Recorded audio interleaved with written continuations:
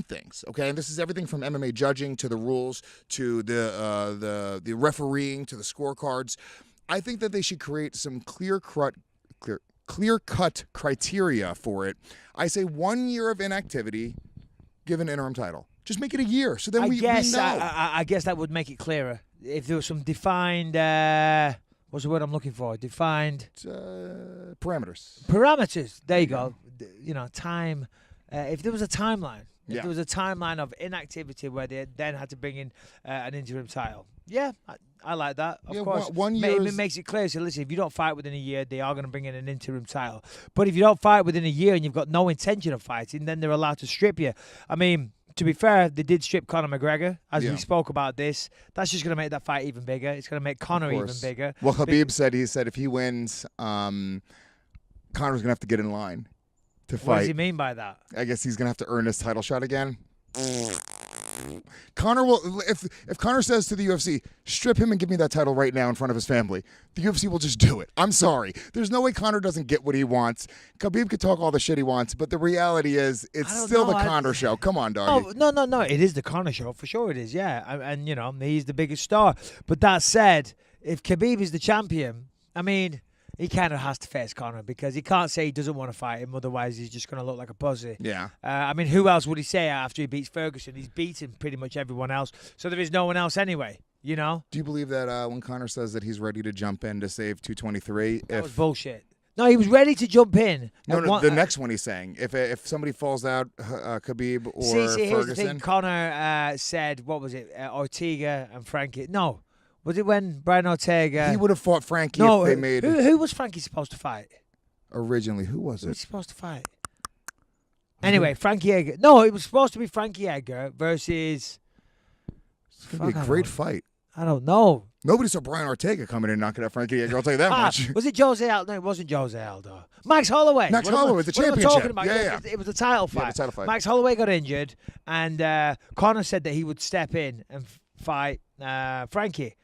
But what didn't make the headlines is that he said he wanted it at 165 pounds, which is a weight class that doesn't exist. For $12 billion. Yeah, exactly. So that was nice of Conor to get some credit, get some You press. look like a badass because he gets go. You look like a badass, but you know that would never ever happen. Never. Never in a million years. And once again, at 223, he's doing the same thing. You know what I mean? As he should. Good for him. It's smart marketing. Whoever is, you have the same manager, so I shouldn't say whoever his manager is.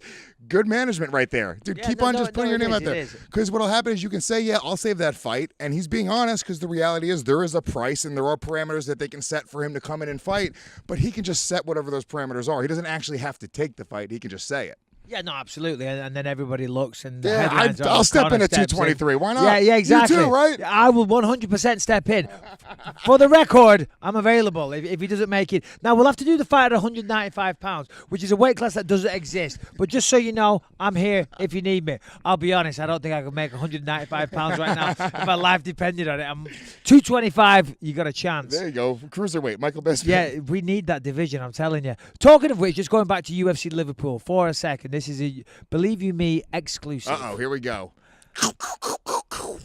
UFC, I'm available. If you want me on that card, you got my number. What's the date?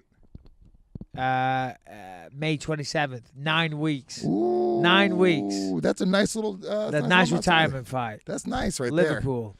there. Liverpool. Northwest of England. That's where I'm from. That's perfect. That's perfect. So, yeah. I am interested in fighting on that card. If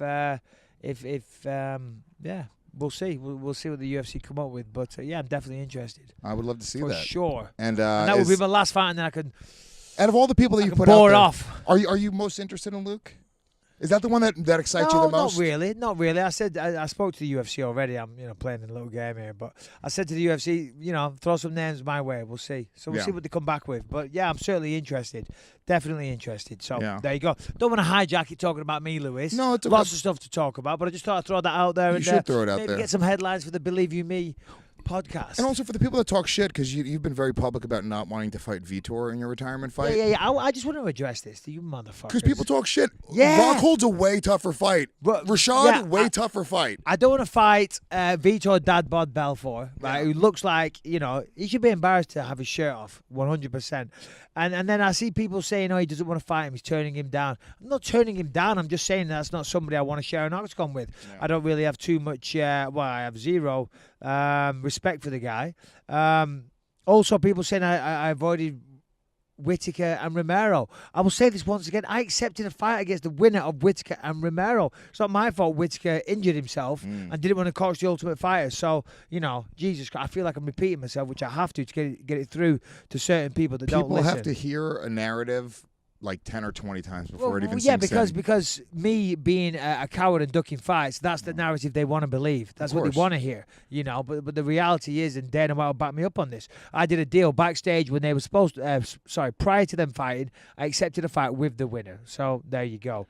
Anyway. And nobody thought that Whittaker's a tougher fight than GSP. I always say that whole situation was sort of a massive disrespect to George St. Pierre. I mean, literally one of the best fighters of all time who's beaten every guy that's ever been put in front of him. The 2 losses that he had in his record, he completely avenged.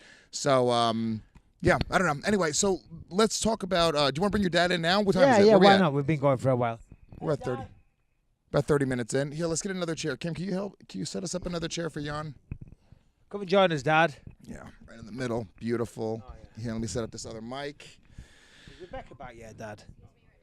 All right. So joining the show, it is the original Bisping, the OG Bisping.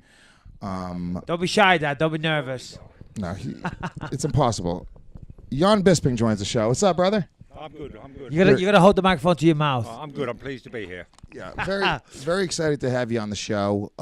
We talked about it for a while about getting you to come on and do do a little something with us, maybe calling in. Didn't you call into the radio show a while back? No. It's it's 8 hour time difference. Hold it a little closer, Dad. Yeah, about there we that. go. Yeah, exactly. Connecting sleep to sports isn't easy, but here goes. Mattress Firm is America's neighborhood mattress store, and it should be your goal to check out the deals that they have going on every day. Their mattresses are softer than your rival's team's defense. They get a 10 out of tennis. You're going to love your new bed. Okay, all terrible dad jokes aside, head to mattressfirm.com/podcast and stretch your budget further than a gymnast before a floor routine. Boom. Yeah, so we'll just chat along, whatever we're talking about. You can just join in. We were talking about this, weren't we, Dad, about the Anthony Joshua thing. We can chip off with that because did we talk about this last week? No, we not? didn't. That's new news. Yeah. Anthony Joshua, huge heavyweight British boxer. Once again, I don't follow boxing like that. You give me shit because I borderline disrespect the sport of boxing. I'm not saying boxing is not fighting. People are saying that last week. What I'm saying that's what I said to you last week. Yeah. Mixed martial arts is a closer representation of what a true fight is. Mixed martial arts isn't really fighting. If we were going to fight in a parking lot, this is the great the cartoon character. What's his name? What cartoon the character? The MMA guy who does all the cartoon. Tommy Toho. It's just a great Tommy Toho quote where he was like, the reason MMA is the best is because this is as close to 2 guys are in a field fighting somewhere. Fighting is one guy is no longer breathing. That's the fucking fight. Yeah, that's it. no, You for fight sure. to the death. One guy could die, and that's why it's such a crazy sport and such a better sport. So MMA is the absolute closest thing to that. Okay, we get that. Shut the fuck up. Let me get a word in edgeways Sorry, about go ahead. Anthony Joshua. Off on a tangent once again. Anthony Joshua, Zuffa Boxing. It's not even a real thing yet. I don't know. Maybe it is. Maybe it's not. I don't have any inside info. I'm purely going off what has been in the headlines. Rumors saying that Dana is going to offer a $500 million deal to Anthony Joshua. Dad, what do you think about this? Because we were talking about this. I don't think it's going to happen. Joshua's a boxer. He's British. Did he give his belts up? Well, this is the thing. So if he came over to fight for, what is he talking about doing, Luce? Have you read the headlines? He's talking about coming over.